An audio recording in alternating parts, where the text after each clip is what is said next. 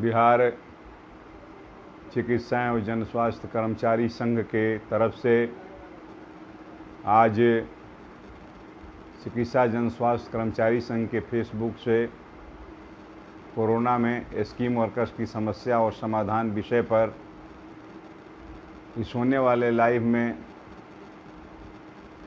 जो भी साथी हमारे भाग ले रहे हैं उन तमाम साथियों का और भविष्य में आगे आने वाले समयों में जो साथी इस लाइव को सुनेंगे उन तमाम साथियों का हम क्रांतिकारी अभिनंदन करते हैं। हम अपने संगठन के तरफ से के सोशल मीडिया के संचालन करने वाले संयोजक सहित उसके तमाम सदस्यों का और इस फेसबुक लाइव कराने में संचालन की भूमिका निभाने वाले अपने CI के साथियों का हम अपने तरफ से, अपने संगठन के तरफ से हम क्रांतिकारी अभिनंदन करते हैं और सलाम करते हैं। साथियों, किसी भी देश के विकास का पैमाना सकल घरेलू उत्पाद, आर्थिक विकास का पैमाना मापा जाता है। सकल घरेलू उत्पाद की बढ़ोतरी में कल कारखाने में होने वाले मैन्युफैक्चरिंग का, किसानों के द्वारा किए जाने वाले अन्न उत्पादन का, सेवा प्रदाता का, साथ ही साथ जो उत्पादन के समेकित रूप से सकल घरेलू उत्पाद की गणना करते हुए सकल घरेलू उत्पाद के माध्यम से हम किसी भी राष्ट्र के आर्थिक विकास की गणना करते हैं। लेकिन ये सकल घरेलू उत्पाद को बढ़ोतरी करने में सेवा प्रदाता के रूप में, आधारभूत संरचना के निर्माणकर्ता के रूप में, उत्पादनकर्ता के रूप में, तमाम रूप में मानव संसाधन की एक अहम भूमिका है और मनुष्य ही उत्पादक शक्ति के रूप में, शक्ति प्रदाता के रूप में सकल घरेलू उत्पाद में बढ़ोतरी करता है और राष्ट्र को आगे ले जाने में अपनी भूमिका को अदा करता है। मनुष्य के गर्भाधान से लेकर के उसके जन्म और जच्चा बच्चा के सुरक्षा के लिए होने वाले टीकाकरण, उसके पोषण, अनौपचारिक शिक्षा और औपचारिक शिक्षा के दौरान बालकों को जो पोषाहार दिया जाता है विद्यालयों में, इन तमाम कार्यों में लगे हुए लोग के द्वारा मानव करने में जो भूमिका अदा की जाती है उन सब को हम परिभाषित करते हैं। ये आशा के रूप में, ममता के रूप में, वैक्सीन कुरियर के रूप में, सेविका सहायिका के रूप में, मिड डे मील वर्कर्स भोजन माता के रूप में ये मानव संसाधन के विकास में सक्रिय भूमिका अदा कर रही हैं और इनको एक विशेषण युक्त नाम से अलंकृत करने का काम सरकार के द्वारा किया गया है। किसी को सामाजिक कार्यकर्ता, किसी को ममता जसोदा, किसी को भोजन माता, किसी को सेविका सहायिका, किसी को वैक्सीन कुरियर जैसे अलंकृत नाम दे करके इनसे काम लिया जाता है और इनको सरकार के द्वारा न सरकारी, इन्हें सरकारी कर्मचारी मान्यता दी गई है, इसलिए न तो इनको न्यूनतम वैधानिक मजदूरी मिल पाता है और न इनको कर्मचारियों के बाद वेतन और अन्य भत्तों की सुविधा मिल पाती है।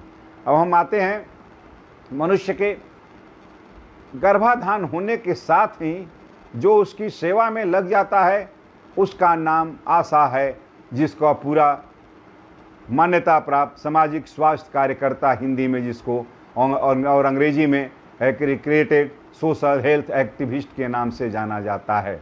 यूपीए फर्स्ट की जब सरकार बनी उस समय कई राजनीतिक दलों ने मिलकर के यूपीए फर्स्ट का गठन किया था और उसमें सारे लोग मंत्रिमंडल में भाग लिए थे, मंत्री बने थे, मंत्री परिषद के में हिस्सा लिए थे बनने में और विभागों के बंटवारे में संघर्ष हुआ था। उस समय वामपंथी दलों के, खास करके भारत की मार्क्सवादी कम्युनिस्ट पार्टी के जो सांसद थे वो सत्ता में उन लोगों ने भागीदारी नहीं किया और उन लोगों ने देश की जनता के विकास के लिए, मानव संसाधन के विकास के लिए एक न्यूनतम साझा कार्यक्रम तैयार कराया। और उस न्यूनतम साझा कार्यक्रम में स्वास्थ्य के क्षेत्र में, जो उस समय स्वास्थ्य के क्षेत्र में सकल घरेलू उत्पाद का मात्र 1% खर्चा होता था और भारत के 18 राज्य जो हैं वो राष्ट्रीय मानक से नीचे थे, वहाँ स्वास्थ्य सेवा के मानक को राष्ट्रीय मानक तक पहुँचाने के लिए एक न्यूनतम साझा कार्यक्रम में ये तय किया गया कि सकल घरेलू उत्पाद का 3% खर्चा किया जाएगा और उन 18 राज्यों में स्वास्थ्य के मानक को ऊपर उठाने के लिए, स्वास्थ्य कर्मी की कमी को दूर करने के लिए राज्य के पंचायत स्वास्थ्य स्वच्छता समिति के द्वारा आम सभा के माध्यम से 1000 की आबादी पर एक महिला का चयन किया गया, जिसे मान्यता प्राप्त सामाजिक स्वास्थ्य कार्यकर्ता आशा का नाम दिया गया। उन आशा के द्वारा सरकारी कर्मचारियों के उन तमाम कार्यों को लिया जाने लगा, लेकिन मुख्यतः रूप से जो संस्थागत प्रसव है, संस्थागत प्रसव में बढ़ोतरी करना था, ही गर्भाधान हो जाता है उस समय से लेकर के टीकाकरण करना, उसका गृह भ्रमण करके स्वास्थ्य की जानकारी रखना, उसको ले जा करके अस्पताल में गर्भवती माता को दिखाना, इलाज कराना और संस्थागत रूप से ले जा करके इंस्टीट्यूशनल डिलीवरी कराना और पुनः जन्म हो जाने के बाद बच्चों के टीकाकरण कार्य कराना उसकी अहम भूमिका है। इसके अतिरिक्त और जितने भी भारत सरकार के द्वारा और राज्य सरकार के द्वारा स्वास्थ्य के क्षेत्र में जितने भी कार्यक्रम संचालित होते हैं, उन तमाम कार्यक्रमों को संचालित करने में आशा कार्यकर्ताओं की एक अहम भूमिका है। और सामाजिक कार्यक्रम जो राज्य सरकार के द्वारा संचालित किए जा रहे हैं, जैसे शराबबंदी का कार्यक्रम हो, दहेजबंदी का कार्यक्रम हो या आपसी कलह जो घर में होता है, सामाजिक शांति व्यवस्था कायम करने का कार्यक्रम हो, इन तमाम कार्यक्रमों में आशा कार्यकर्ताओं की एक अहम भूमिका होती है। ये आशा कार्यकर्ता आज बिहार का टीकाकरण राष्ट्रीय मानक के करीब, बच्चा का मृत्यु दर, नवजात बच्चा मृत्यु दर, मातृ मृत्यु दर, ये तमाम राष्ट्रीय मानक के करीब पहुंच चुका है।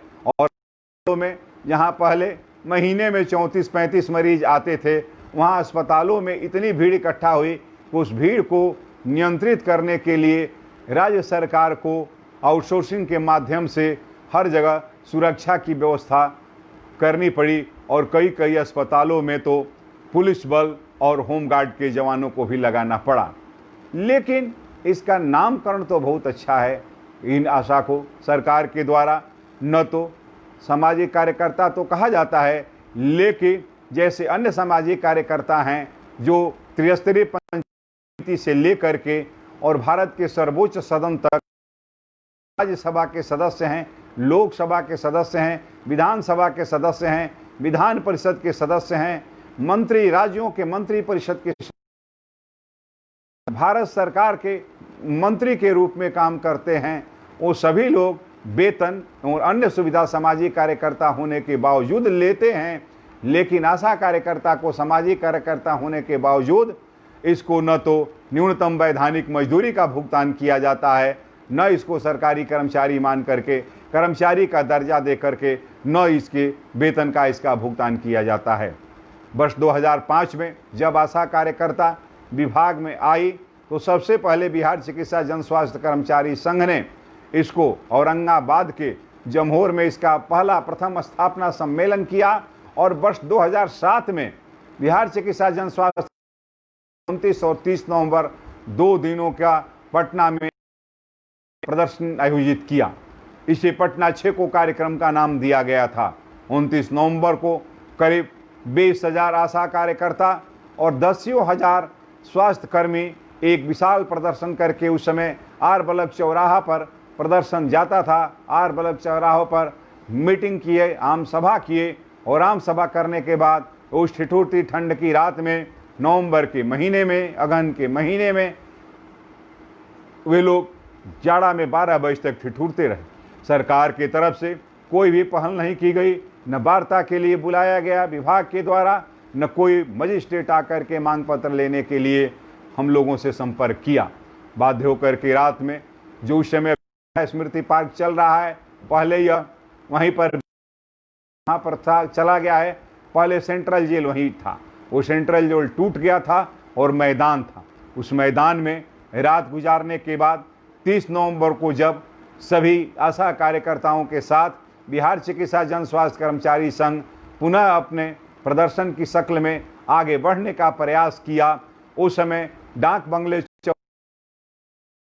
थे चिकित्सा संघ के, उनको माननीय मुख्यमंत्री से वार्ता के नाम पर ले जाकर के बुद्धा कॉलोनी थाने में डिटेन कर दिया गया, बंद कर दिया गया। उनके रिहाई के सवाल पर हमारे जितने प्रदर्शनकारी थे वो डाक बंगला चौराहा पर शांतिपूर्वक धरना पर बैठ गए।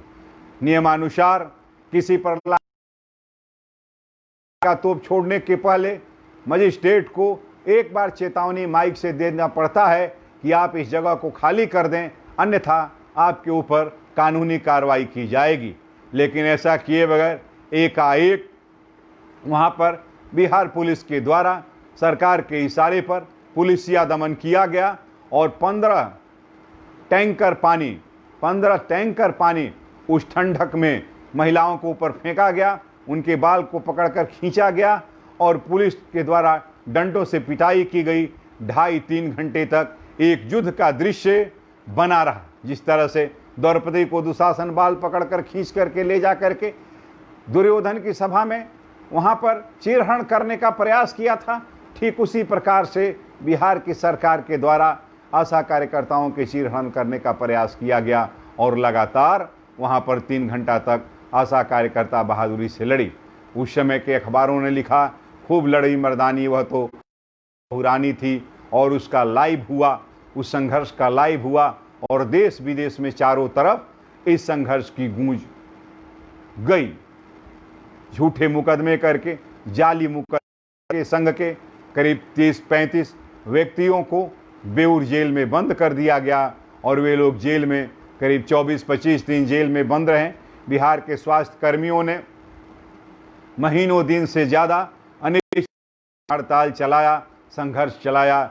जेल से निकलने के बाद तत्कालीन स्वास्थ्य मंत्री चंद्रमोहन राय और बिहार चिकित्सा जन स्वास्थ्य कर्मचारी संघ के शिष्टमंडल के साथ वार्ता हुई। माननीय चंद्रमोहन राय जी तत्कालीन स्वास्थ्य मंत्री ने ये कहा कि चिकित्सा संघ के द्वारा जो मांग पत्र प्रस्तुत किया गया है उसमें एक भी ऐसा मांग नहीं है सही नहीं हो, सभी मांग तार्किक है, औचित्यपूर्ण है।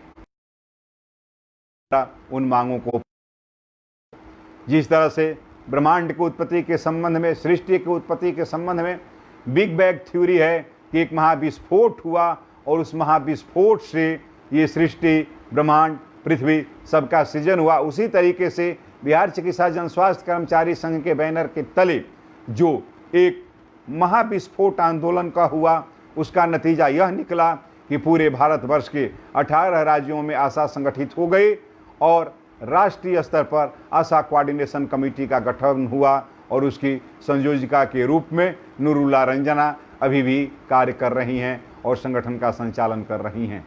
उतने बड़े आंदोलन को बिहार के कमजोर जनवादी आंदोलन के कारण सफल नहीं हो सके। बिहार चिकित्सा नेतृत्वकारी साथी, अध्यक्ष, अधिकांश जिला मंत्री सारे के सारे जेल में बंद थे। इसके बावजूद भी एक बहुत सफल हड़ताल हुई और उस सफल हड़ताल के समय जिन लोगों ने उस हड़ताल के द्वारा चिकित्सा संघ के द्वारा उठाई गई मांग कि आशा को सरकारी सेवक घोषित किया जाए, इसकी खुल्ली उड़ाते थे। आज सारे के सारे लोग आशा को, स्कीम वर्कर को सरकारी सेवक घोषित करने और उसको न्यूनतम वैधानिक मजदूरी का दर्जा देने की मांग भारत के तमाम ट्रेड यूनियन सहित सभी सेवा संगठन उठाना शुरू कर दिए हैं। हम आशा को इसलिए सरकारी सेवक बनाने की मांग करते हैं कि संस्थागत प्रसव हो, जच्चा बच्चा मृत्यु दर में गिरावट हो, टीकाकरण हो, स्वास्थ्य विभाग के चलाने वाले सारे कार्यक्रमों का संचालन सही ढंग से हो, ये जिम्मेवारी सरकार की होती है। सरकार की जिम्मेवारी है कि अपने नागरिक को वो स्वास्थ्य सुविधा मुहैया कराए, और यह काम सरकार आशा कराती है तो आशा को सरकारी सेवक घोषित करना चाहिए। इस तर्क के आधार पर हम लोगों ने आशा को सरकारी सेवक की मांग किया था, और जब सब सामाजिक कार्यकर्ता, मुखिया से लेकर सारे लोग जब सामाजिक कार्यकर्ता होने के बावजूद वेतन, भत्ता और अन्य सुविधा प्राप्त करते हैं, तो आशा को भी न्यूनतम वैधानिक मजदूरी का भुगतान होना चाहिए। ये हमारी लड़ाई जारी रही। लगातार संघर्ष करते करते वर्ष 2018 साल के अंत में आशा संयुक्त संघर्ष मंच का गठन किया गया। आशा संयुक्त संघर्ष मंच का गठन करके हम लोग अनिश्चितकालीन हड़ताल की शुरुआत किए। उस हड़ताल के दौरान आशा कार्यकर्ताओं के द्वारा सैकड़ों जगह पर रोड जाम किया गया, सैकड़ों जगह पर ट्रेन रोक दिया गया। एक बिहार में ऐसा आंदोलन खड़ा हुआ जैसा बिहार के इतिहास में, कर्मचारी आंदोलन के इतिहास में, ट्रेड यूनियन आंदोलन के इतिहास में इतना सघन, इतना जुझारू, इतना संघर्षशील लोग के लाइन पर उतर करके नहीं आए थे। लगातार आंदोलन चलता रहा। अंत में बिहार के स्वास्थ्य मंत्री, माननीय स्वास्थ्य मंत्री श्री मंगल पांडे जी, तत्कालीन प्रधान सचिव स्वास्थ्य संजय कुमार जी और तत्कालीन कार्यपालक निदेशक लोकेश बाबू के उपस्थिति में समझौता हुआ, और समझौते के तमाम बिंदुओं को माननीय मंत्री जी के द्वारा प्रेस कॉन्फ्रेंस के माध्यम से जनता तक ये घोषणा की गई कि जनवरी 2019 से आशा कार्यकर्ताओं के राज्य मद से आशा कार्यकर्ता और आशा फैसिलिटेटर को 1000 रुपया मानदेय की राशि दी जाएगी। लेकिन बाद में पत्र निकालने के समय इस 1000 रुपया मानदेय को 1000 रुपया प्रोत्साहन राशि के रूप में तब्दील कर दिया गया, और वह भी जनवरी 19 के बजाय अप्रैल 19 से देने का आदेश निर्गत किया गया। सवाल शब्दों के हेरफेर का है। मानदेय के तहत मजदूरों को दी जाने वाले अल्प मजदूरी का नाम मानदेय है, जिसमें काम करने वाले की सेवा नियमित नहीं हो पाती है। लेकिन प्रोत्साहन राशि यह एक राजतंत्र का शब्द है। जब राजवाड़ों का युग था, जब नवाबों का युग था, राजे रजवाड़े नवाब किसी पर खुश होकर के प्रोत्साहन के रूप में कुछ न कुछ दे दिया करते थे। उस समय का ये सब प्रोत्साहन राशि है, और वर्तमान सरकार के द्वारा ये जो सामंतवादी शब्द प्रोत्साहन राशि घोषणा की गई है, इस शब्द की हम घोर निंदा करते हैं, और हम मांग करते हैं कि उसको मानदेय कहा जाए और 2019 के जनवरी माह से दिया जाए। लेकिन अभी तक जो हालात है, सरकार के द्वारा देने की घोषणा की गई। तमाम सिविल सर्जनों को निर्देश दिया गया कि आप मैपिंग, टैगिंग करा करके और आवंटन की मांग करें, ताकि पैसा दिया जा सके कि आशा का भुगतान हो। इसको लागू कराने के लिए बिहार चिकित्सा जनस्वास्थ्य कर्मचारी संघ के द्वारा संचालित आशा संघर्ष समिति के बैनर के तले 16 जून को सभी सिविल सर्जनों को मांग पत्र सौंपा गया कि अविलंब मैपिंग और टैगिंग कराया जाए, और इसके साथ साथ अन्य मांगे भी उस दिन सौंपी गई थी। पुनः 23 जून से 30 चिकित्सा पदाधिकारी मांग पत्र सौंपा गया है कि अविलंब मैपिंग और टैगिंग कराया जाए, लेकिन अभी तक इस दिशा में कोई अग्रतर कार्रवाई नहीं हो पाई है। इसके अलावे जो अन्य समझौते हुए थे जो गैर आर्थिक हैं, उसके संबंध में भी सरकार के द्वारा कोई आदेश निर्गत नहीं किया। इन तमाम मांगों को 16 जून के प्रदर्शन के माध्यम से सिविल सर्जन के यहाँ इस मांगों को उठाया गया है। जैसे हमारी मुख्य मांगे, जिन पर माननीय मंत्री के द्वारा घोषणा किया गया था कि जो आशा योग्यता सरकारी विद्यालयों के एएनएम के प्रशिक्षण, एएनएम की नियुक्ति में जितने दिन तक वो आशा के रूप में कार्य की है, उतने साल उम्र उसका, उसकी सेवा का इतिहास सेवा पुस्त खोल करके निर्धारित किया जाएगा। जो आशा फैसिलिटेटर है उसको बीसीएम के चयन में प्राथमिकता दी जाएगी, और ऐसे ऐसे करीब 15-16 बिंदुओं पर समझौते हुए थे, लेकिन उसमें एक भी पत्र अभी तक सरकार ने निर्गत नहीं किया है इन समझौते के आलोक में। ये और जो आशा को दे प्रोत्साहन राशि है जो सरकार के द्वारा घोषणा किया गया है, उसके भुगतान में भी व्यापक रूप से कमीशन खोरी व्याप्त है। जैसे 1000 के बदले 2000 रुपया प्रोत्साहन राशि देने की घोषणा भारत के माननीय प्रधानमंत्री के द्वारा की गई थी, लेकिन उसके भी भुगतान में, उसके भी प्रोत्साहन राशि के 1000 रुपया के बदले 2000 रुपया के भुगतान में भी घोर अनियमितता व्याप्त है।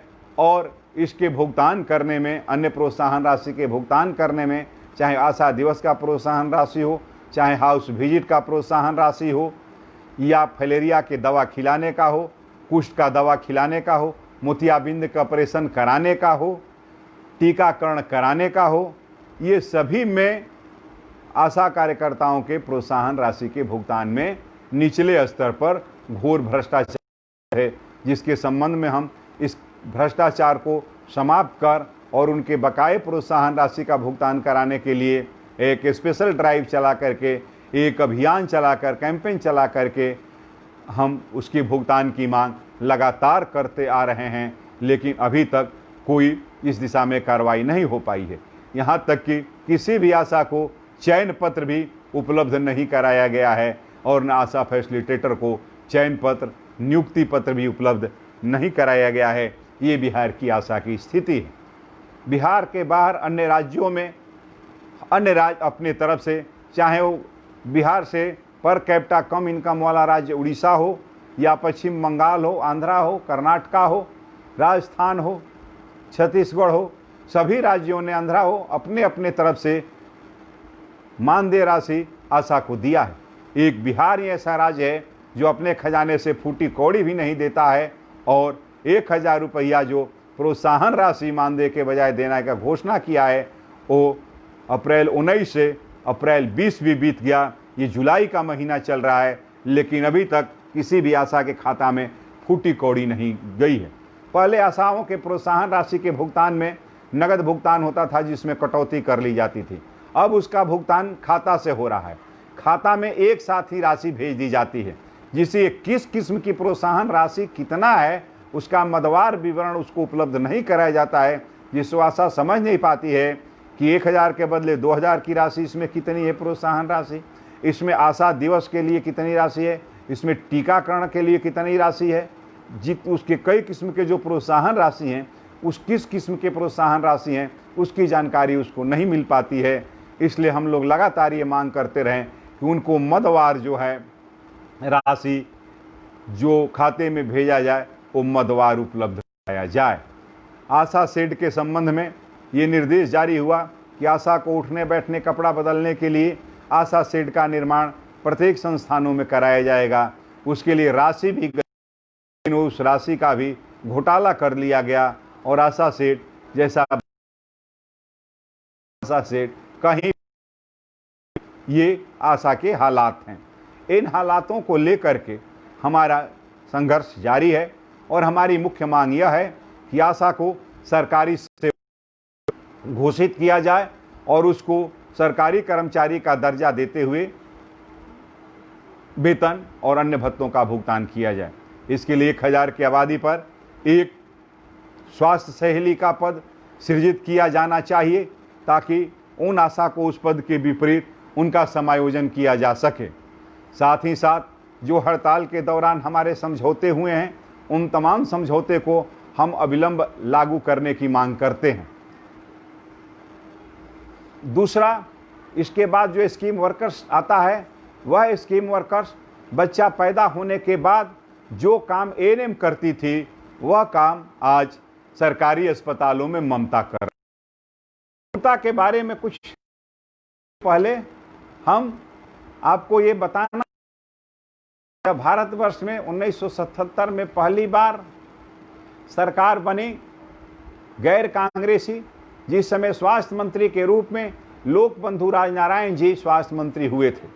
उस समय जच्चा बच्चा सुरक्षा कार्यक्रम के तहत, चूँकि अधिकांश प्रसव गृह प्रसव ही होता था, इसलिए गाँव में जो प्रसव कराने का खानदानी काम जो चमाइन परिवार के महिलाओं का था, वो जो कराती थी, उनको प्रशिक्षण दिया गया और उनको प्रशिक्षण दे करके 90 दिन का 3 माह का उनको प्रशिक्षित प्रसव सेविका का नामकरण करके उनको एक किट बॉक्स दे करके डिलीवरी कराने के लिए छोड़ दिया गया। सरकार की तरफ से उनको कोई उसके लिए राशि, मानदेय या प्रोत्साहन राशि का भुगतान नहीं किया जाता था। इससे स्थिति ये हो गई कि पहले वो जो डिलीवरी कराती थी तो पौनी पसारी के रूप में जजमान जो होते थे, जिसके घर डिलीवरी होता था, जो दिन तक वो घर में रहती थी, आइसोलेट होकर के पृथकवास जो प्रसूता करती थी, उतने दिन तक वो आती थी, उसको खाना मिलता था और उसको उसके एवज में अनाज मजदूरी के रूप में दिया जाता था। और साल में घर में जब कोई शादी विवाह फंक्शन होता था, उसमें उन लोगों को धोती साड़ी भी मुहैया कराया जाता था। वह भी बंद हो गया और सरकार के तरफ से भी कुछ नहीं हुआ। उस समय भी बिहार चिकित्सा जन स्वास्थ्य कर्मचारी संघ ने प्रशिक्षित प्रसव सेविका संघर्ष समिति का गठन करके एक लंबी लड़ाई लड़ा। बिहार में श्रमिक नेता स्वर्गीय बिंदेश्वरी दुबे की सरकार थी। उस समय कर्मचारी, शिक्षक सभी एकजुट होकर के हड़ताल किए थे। उस हड़ताल के 4 दिन पहले ही बिहार चिकित्सा जन स्वास्थ्य कर्मचारी संघ ने महासंघ के हड़ताल के पहले हड़ताल की घोषणा कर दी थी और हड़ताल में हम चले गए थे। हम लोग पूरे जिले के दफ्तर से लेकर के प्रखंडों के दफ्तर तक 4 दिन पहले ही प्रशिक्षित प्रशिक्षिकाओं ने घेर लिया था, जिसके कारण 4 दिन पहले ही सभी कार्यालय ठप हो गए थे। और अंत में जेल भरो अभियान जब चला उस आंदोलन के दौरान, तो एक कलेक्ट्रेट पर 500 हजार प्रसव सेविकाएं इकट्ठा होकर के समाहरणालय को घेर लेती थी, समाहरणालय के अंदर चली जाती थी। डर के मारे कलेक्टर अपने कार्यालय में नहीं बैठते थे, अपने आवास में बैठते थे। और उस समय हम लोग कलेक्टर के आवास में भी प्रवेश करने का काम किए थे। उस समय मैं बिहार चिकित्सा जन स्वास्थ्य कर्मचारी संघ जिला शाखा भोजपुर का जिला मंत्री था। और जब कलेक्टर अपने कार्यालय में नहीं बैठे तो हम लोग ले करके प्रसव सेविकाओं की फौज को समाहर्ता के आवास में चले गए थे, जिस पर समाहर्ता के द्वारा ये कहा गया कि आप हमारे आवास में क्यों आएँ। और हम लोगों ने ये तर्क दिया था कि समाहर्ता का आवास नहीं होता है, वहाँ कार्यालय, आवासीय कार्यालय चलता है, जहाँ मजिस्ट्रेट बैठते हैं, एक पूरा ऑफिस चलता है। और इसलिए हम आपके आवासीय कार्यालय में आए कि आपके द्वारा गिरफ्तारी नहीं किया जा रहा है। इसलिए उन्होंने उस समय के अनुमंडलाधिकारी को गिरफ्तार करने का आदेश दिया था, लेकिन आरा जेल में महिलाओं को रखने की जगह नहीं थी, इसलिए गिरफ्तारी होती थी। और 3 रुपया 75 पैसे की दर से नाश्ता के लिए नगद भुगतान करके उस समय के अनुमंडलाधिकारी छोड़ देते थे। और फिर आकर के सदर अस्पताल आरा में, जहां हमारा संघ भवन है, वहां पर हम लोग रात भर रहते थे, खिचड़ी बनाते थे, खिलाते थे और फिर सुबह चढ़ाई करते थे। इस तरीके से प्रशिक्षित प्रसव सेविकाओं ने जो बिहार में एक अजीब जनवादी आंदोलन में उभार लाने का काम किया था। आगे आने वाले दिनों में जब संस्थागत प्रसव पर जोर हुआ तो उस समय प्रसव सेविकाओं की भूमिका गौण हो गई। और धीरे धीरे उस समय के आंदोलन के दौरान तत्कालीन सामाजिक न्याय की सरकार जब आई, लालू जी की सरकार आई, हम लोग 50 रुपया महीना उनकी मानदेय की मांग करते थे। लालू जी ने 50 के बजाय 100 रुपया देने का ऐलान किया। पुनः 3 बार 100 रुपया देने का समझौता हुआ। राबड़ी देवी की सरकार में भी 100 रुपया देने का समझौता हुआ। लेकिन ये सवर्ण सामंती मानसिकता वाला जो ब्यूरोक्रेट्स है, जो अफसरशाही है, वह लिस्ट ही उपलब्ध नहीं कराया अंततः कि किस जिले में कितनी प्रसव सेविकाओं ने प्रशिक्षण लिया है, ताकि आवंटन भेजा जा सके, और उनका भुगतान नहीं हो पाया। जब संस्थागत प्रसव शुरू हुआ तब तक अधिकांश प्रसव सेविका बूढ़ी हो गई थी। भूखमरी से, जाड़ा से, ठंडा से, बीमारी से, नरसंहारों में उनकी हत्याएं हुई और वो सारे के सारे समाप्त हो गई। तब जा कर के लगातार बिहार चिकित्सा जन स्वास्थ्य कर्मचारी संघ उनका संघर्ष चलाता रहा। अंततः नॉर्वे देश के एमपी के वेतन के फंड से कटौती करके जच्चा बच्चा सुरक्षा कार्यक्रम के तहत पहले अनुमंडलीय अस्पतालों में और सदर अस्पतालों में ममता कार्यकर्ताओं का चयन किया गया, जिसे उत्तर प्रदेश में जसोदा कहा जाता है, बिहार में ममता कहा जाता है। हमारी लड़ाई जारी रही और धीरे धीरे उन ममता लोगों का चयन अब प्रखंड स्तर तक हो गया है। वो ममता का काम है डिलीवरी के बाद जो जच्चा बच्चा है, उस जच्चा बच्चा को, उस माता को ये समझाना कि कंगारू की तरह बच्चे को सटा करके अपने शरीर से रखे, वह उसको स्तनपान कराए, उसका वज़न देखना, उस एनीमिक है कि नहीं इसका ध्यान रखना और 2 दिन तक लगातार देख रेख करना वार्ड में, ये ममता का काम है। लेकिन ममता को 50 रुपया, 75 रुपया ऐसे होते होते आज एक डिलीवरी पर 300 रुपया मिलता है। लेकिन वो 300 रुपया एक ही ममता को नहीं होता है, क्योंकि उसमें 4 से 5 ममता का ड्यूटी, रोस्टर ड्यूटी करता है।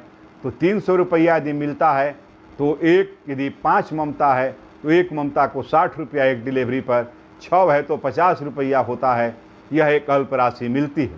साथ ही साथ बिहार जो सवर्ण सामंती समाज है, इस सवर्ण सामंती समाज में बिहार के लोगों के द्वारा जो कर्मचारियों की मानसिकता है, उस मानसिकता में रात भर वहाँ पर ममता से काम कराया जाता है। लेकिन जब वो कुछ अपना उसमें से हिस्सा चाहती है तो ममता कार्यकर्ताओं को वहाँ काम करने वाले हमारे स्वास्थ्य विभाग के महिला कर्मियों के द्वारा भी अनाप शनाप बोला जाता है। यही नहीं, उसको उठने बैठने के लिए ममता को कोई जगह नहीं है, कोई शेड नहीं है, इसलिए उठने बैठने के लिए, खाने के लिए कई जगहों की ममता ने मुझसे कहा उनके खाने को फेंक दिया गया छुआछूत के आधार पर। बेगूसराय की ममता ने हमको ऐसा बताया था सभा में। इसलिए हम लगातार मांग कर रहे हैं कि ममता शेड उपलब्ध कराया जाए, बनाया जाए। उन लोगों को ड्रेस नहीं मिला है। आए दिन सरकारी अस्पतालों में बच्चों की चोरी हो जाती है और यह दोषारोपण ममता पर लगता है। जनता के क्रोध का उनको शिकार होना पड़ता है। उनको कोई ड्रेस भी मुहैया नहीं कराया जाता है। नाम तो बहुत अच्छा है ममता, लेकिन ये अल्प प्रोत्साहन राशि पर जिंदा रहती है। इसलिए ये महादलित परिवार की है।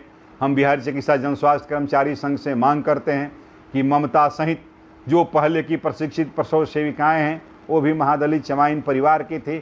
उनको जो सरकार के द्वारा महादलित को दे सुविधा है, इंदिरा आवास का सवाल हो, लाल कार्ड का सवाल हो, बीपीएल का सवाल हो, मनरेगा में उसको काम उपलब्ध कराने का सवाल हो, उनके टोले मोहल्ले का राजीव गांधी ग्रामीण विद्युतीकरण का सवाल हो, उसके टोले को मुख्य सड़क से जोड़ने का सवाल हो, उनके बच्चों को पढ़ाई लिखाई छात्रवृत्ति का सवाल हो, ये तमाम चीज़ों को प्राथमिकता के आधार पर उनको उपलब्ध कराया जाना चाहिए। ममता का कार्य एएनएम के कार्य जैसा है। पहले प्रसवोत्तर कार्यक्रम का संचालन होता था।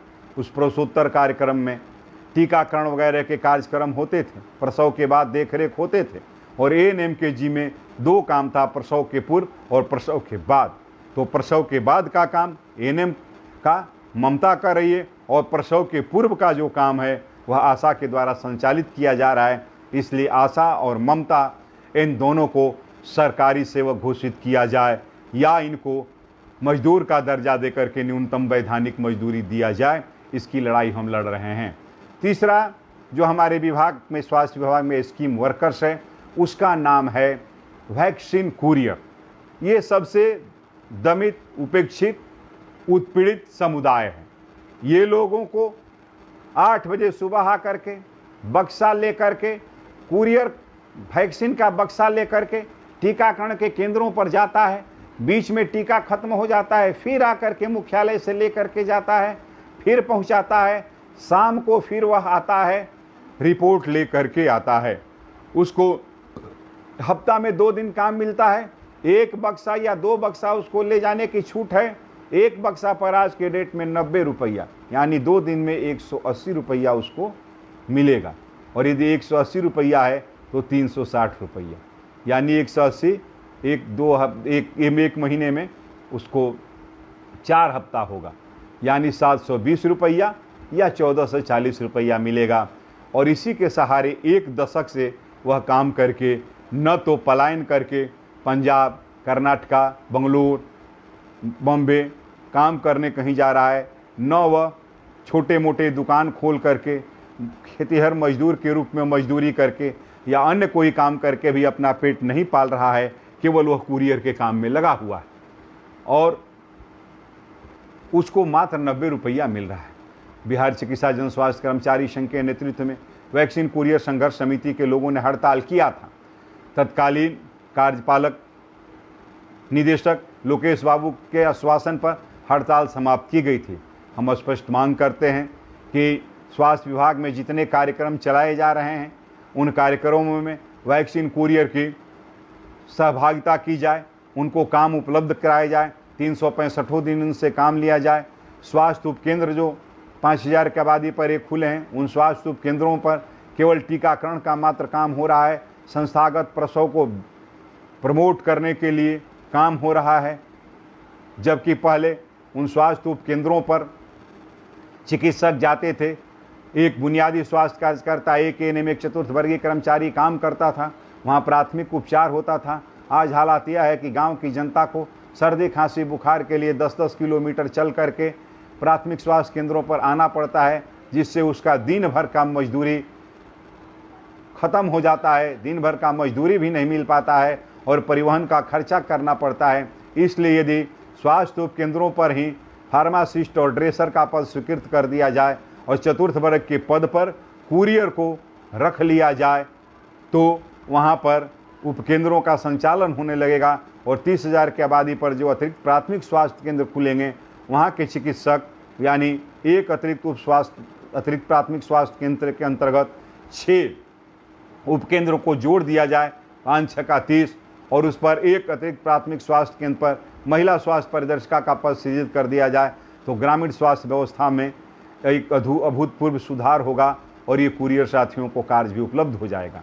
दूसरे कुरियर साथियों की समस्या है कि आशा और ममता यदि अपने कार्यकाल के दौरान इनकी मृत्यु होती है तो उनको 4 लाख रुपया अनुदान राशि मिलता है, लेकिन ये कुरियर कर्मी जो साइकिल लेकर के एनएच से जाते हैं टीका पहुंचाने, सैकड़ों कुरियर के ट्रक के नीचे आकर के, बस के नीचे आकर के एक्सीडेंट होकर मृत्यु हो गई है और उनको 1 पैसा नहीं मिलता है।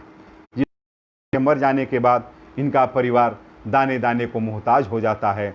इसलिए ये हमारे विभाग में काम करने वाले कुरियर भी स्कीम वर्कर्स के रूप में हैं। इसके अलावे बच्चे के पैदा हो जाने के बाद, टीकाकरण हो जाने के बाद अब सवाल आता है उनके पोषण का, वो कुपोषण का शिकार नहीं हो। इसलिए कुपोषण से बचाने के लिए और अनौपचारिक शिक्षा के लिए आंगनबाड़ी केंद्रों का सृजन किया गया है। शुरुआती दौर प्रोजेक्ट के रूप में चलता था और एक जिला में 1 से 2 प्रखंड में आंगनबाड़ी केंद्र संचालित होते थे। बाद में आईसीडीएस के माध्यम से और तमाम प्रखंडों में आंगनबाड़ी केंद्रों का संचालन हो रहा है और वहाँ पर आंगनबाड़ी केंद्रों पर के माध्यम से बच्चों को खाना बना करके आंगनबाड़ी सेविका सहायिकाओं के माध्यम से बनाया खाना, पोषण की मात्रा ज़्यादा होती है वह उनको उपलब्ध कराया जाता है और अनौपचारिक शिक्षा भी उनको दी जाती है। लेकिन जो आंगनबाड़ी सेविका और सहायिका हैं उनको भी अल्प मानदेय के रूप में राशि दी जाती है। उनके भी ऊपर जो मिलने वाली राशि है वो अल्प मानदेय राशि में से भी कटौती की जाती है और वहाँ के भी जो सीडीपीओ वगैरह होते हैं वो प्रत्येक आंगनबाड़ी केंद्रों से एक निश्चित रकम बांध करके वसूली करते हैं। ये आंगनबाड़ी सेविका सहायिकाओं की समस्या है और आंगनबाड़ी सेविका सहायिका को भी हम ये मांग करते हैं कि उनको भी सरकारी मजदूर का दर्जा, सरकारी कर्मचारी का दर्जा देते हुए उनकी भी सेवा नियमित की जाए। आंगनबाड़ी केंद्र में काम करने वाली जो सेविकाएं हैं, जो योग्यताधारी हैं, उनको सुपरवाइज़र के पद पर प्रोन्नति दिया जाए, सहायिकाओं को सेविकाओं के पद पर प्रोन्नति दिया जाए।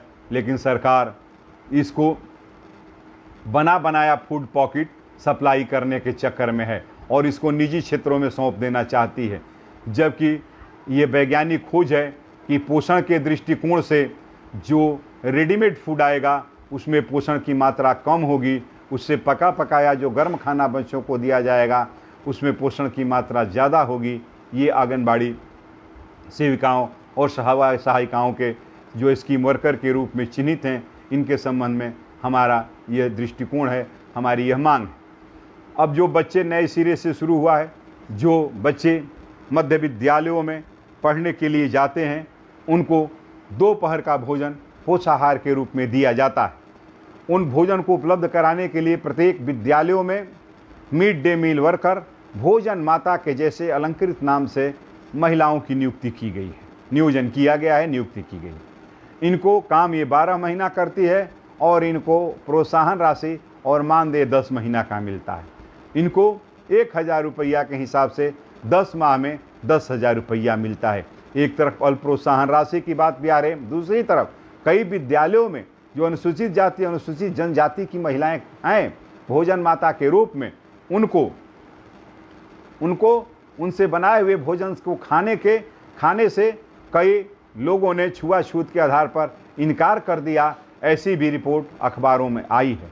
यानी समेकित रूप से हम जो स्कीम वर्कर हैं, इन स्कीम वर्कर को मजदूर का दर्जा देते हुए और इनको न्यूनतम वैधानिक मजदूरी 22,000 रुपया का भुगतान करने, इन तमाम पदों को सृजित कर इनकी अस्थायी नियुक्ति करके सरकारी कर्मचारी का दर्जा देते हुए इनको वेतन भुगतान की मांग पर हम सभी स्कीम वर्कर्स के लिए संघर्ष के मैदान में हैं और बिहार की तमाम जनवादी पार्टियों से, भारत की तमाम जनवादी ताकतों से इस संघर्ष में सहयोग करने की अपील करते हैं और जो सहयोग कर रहे हैं उनके प्रति धन्यवाद ज्ञापित करते हैं।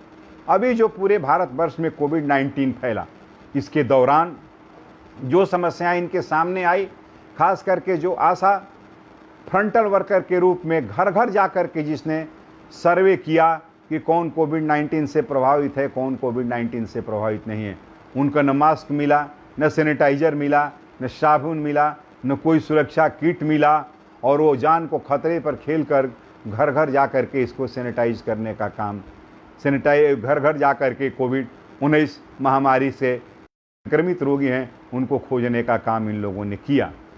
टीकाकरण का काम बंद हो गया था बीच में, उस अवधि में कुरियरों को कोई राशि का भुगतान नहीं हो पाया। अस्पताल बीच बीच में बंद हो जाते हैं, प्रसव बंद हो जाता है, ममता कार्यकर्ताओं का काम बंद हो जाता है, आंगनबाड़ी केंद्र बंद हो जाते हैं, आंगनबाड़ी केंद्र का काम बंद हो जाता है। और ये अधिकांश लोग गरीब परिवार के हैं। इनके परिवार के जो लोग खेती मजदूर के रूप में काम करते हैं, इनके परिवार के लोग जो मनरेगा में काम करते थे, उनका भी काम ठप हो गया। इसलिए सभी स्कीम वर्कर ये भूखमरी के कगार पर पहुंचे हुए हैं। इससे तत्काल हम ये मांग करते हैं कि जितने भी स्कीम वर्कर्स हैं सभी को 6 महीना तक 10 किलो प्रति व्यक्ति मुफ्त अनाज मुहैया कराया जाए। हम ये मांग करते हैं कि जो इसमें सभी गैर आयकर दाता ही हैं, जितने स्कीम वर्कर्स हैं, उनको 10,000 रुपया महीना 6 माह तक भुगतान कराने की व्यवस्था किया जाए। साथ ही साथ इनके परिवार से जो प्रवासी मजदूर के रूप में बहुत सारे लोग बाहर से आए हैं, उन प्रवासी मजदूरों को जो बेरोजगार हुए हैं उनको बेरोजगारी भत्ता मुहैया कराया जाए। साथ ही साथ जो आने जाने में इनको खर्चा हुआ है उस खर्चे का भी भुगतान किया जाए। इन तमाम चीज़ों को लेकर के हम संघर्ष के मैदानों में हैं और हम इस लाइव के माध्यम से हम आशा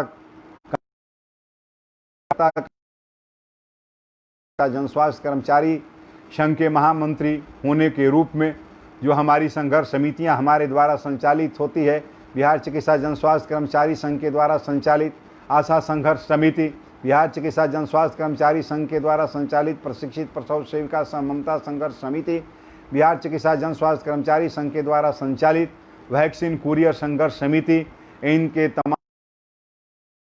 इनके तमाम सदस्यों का ये आह्वान करते हैं कि हम पुनः 9 अगस्त क्रांति दिवस के अवसर पर एकजुट होकर के बिहार के तमाम सिविल सर्जनों के यहाँ इकट्ठा होंगे और सिविल सर्जनों के माध्यम से, बिहार के प्रत्येक जिले के सिविल सर्जनों के माध्यम से हम बिहार सरकार को अपना मांग पत्र भेजेंगे।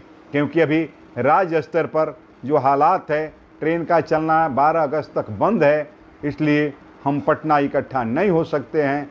इसलिए हम सिविल अपने मांग पत्र को भेजने का करेंगे। साथियों, ये जो समस्या स्कीम वर्कर्स के सामने है, इसके राजनीतिक कारण हैं। जो भारत की सरकार है, जो राज्य की सरकार है, ये राज्य की सरकार, भारत की सरकार, ये जमींदारों की सरकार है। ये कारपोरेट परस्त सरकार है। सरकार कहती है कि आशा को, ममता को, कुरियर को, आंगनबाड़ी सेविका को, मिड डे मील वर्कर को यदि हम न्यूनतम वैधानिक मजदूरी देंगे, कर्मचारी का दर्जा देंगे, तो हमारे पास वो देने के लिए पैसा नहीं है। जबकि सरकार के पास दूसरी तरफ 5 लाख करोड़ सालाना पूंजीपति का टैक्स माफ़ कर देने के लिए पैसा है। दूसरी तरफ सरकार को बैंकों से जो लोन लिए हैं उन लोन को माफ़ कर देने के लिए पैसा है। बड़े बड़े ज़मींदारों, जोतदारों के ज़मीन को, सीलिंग से ज़्यादा ज़मीन को लेकर के गरीबों में बांटने की इच्छा शक्ति नहीं है। सरकार के पास आयकर, बिक्री कर, एक्साइज ड्यूटी, तटकर, ये तमाम कर को सरकार वसूल नहीं पाती है। काला बाजारी होता है, काला धन इकट्ठा होता है, जिसके कारण सरकार के पास पैसे की कमी होती है। और जो पैसे हैं भी, उन पैसे से बड़े बड़े कारपोरेट को, उस पैसे को बड़े बड़े कारपोरेट को बेल आउट पैकेज के नाम पर, करों को माफ़ करके नाम पर बड़े बड़े पदाधिकारी और जो राजनेता हैं उनके सुख सुविधा पर खर्चा किया जाता है। और ये स्कीम वर्कर्स जो मानव संसाधन को समृद्ध करके इस देश के सकल घरेलू उत्पाद को बढ़ाने में जो अहम भूमिका अदा करते हैं, इनके ऊपर सरकार के द्वारा खर्च नहीं किया जाता है। इसलिए हमको, चूँकि हर नीति को राजनीति तय करती है, इसलिए हमको राजनीति को और राजनीतिक दलों को पहचानना होगा। हमको देखना होगा, जानना होगा कि कौन हमारे दोस्त हैं, कौन हमारे दुश्मन हैं, कौन पूंजीपतियों पर टैक्स बढ़ाएंगे, कौन कारपोरेट पर टैक्स बढ़ाएंगे, कौन कारपोरेट का टैक्स माफ़ नहीं करेंगे, कौन आयकर की चोरी रोकेंगे, कौन sale tax, income tax, excise duty, Tatkar, ये तमाम चोरी को रोक करके सही ढंग से सरकार के राजस्व को बढ़ाएंगे। और इकट्ठा किए हुए राजस्व का खर्च बड़े बड़े लोगों पर करने के बजाय वह खर्चा स्कीम वर्कर पर करेंगे। इसको हमको पहचानना होगा, देखना होगा, जानना होगा। आप सभी स्कीम वर्कर भारत के स्वतंत्र नागरिक हैं। आप बिहार में जो चुनाव होगा, भारतवर्ष में जो चुनाव होगा, उस चुनाव में अपनी सक्रिय भूमिका अदा करेंगे, अपने दोस्त दुश्मन को पहचानेंगे और इस हिसाब से आप अपनी भूमिका तय करेंगे। पुनः साथियों, हम इस लाइव के माध्यम से बिहार चिकित्सा जन स्वास्थ्य कर्मचारी संघ के सोशल मीडिया को संचालित करने वाले संयोजक सहित तमाम सदस्यों का, इसके संचालन में सहयोग करने वाले नौजवान छात्र नेताओं का हम अभिवादन करते हैं, सलाम करते हैं। और हम तमाम स्कीम वर्कर्स का, बिहार चिकित्सा जन स्वास्थ्य कर्मचारी संघ के तमाम राज्य स्तर से लेकर प्रखंड स्तर तक के नेताओं का, सभी संघर्ष समितियों के नेतृत्वकारी साथियों का, सदस्यों का, बिहार राज्य राजपत्रित तमाम नेताओं का, पदाधिकारियों का और स्कीम वर्कर्स के शोषण, दमन, उत्पीड़न के खिलाफ लड़ाई में सहयोग करने वाले ट्रेड यूनियनों का और जनवादी शक्तियों का, सबका हम क्रांतिकारी अभिवादन करते हैं। और आपसे अनुरोध करते हैं कि अगले महीने के 9 अगस्त को जो क्रांति दिवस है, उस पर आप ज़्यादा से ज़्यादा संख्या में बिहार के प्रत्येक जिला में सिविल सर्जनों के यहाँ इकट्ठा होने का काम करेंगे। इसके साथ हम आपको धन्यवाद करते हैं और कल पुनः 1 बजे जो संविदा कर्मी हैं उनकी व्यथा के संबंध में अपनी बात को रखेंगे। आपसे अनुरोध है कि आप जुड़ने का कष्ट करेंगे। इनकलाब जिंदाबाद, चिकित्सा संघ जिंदाबाद।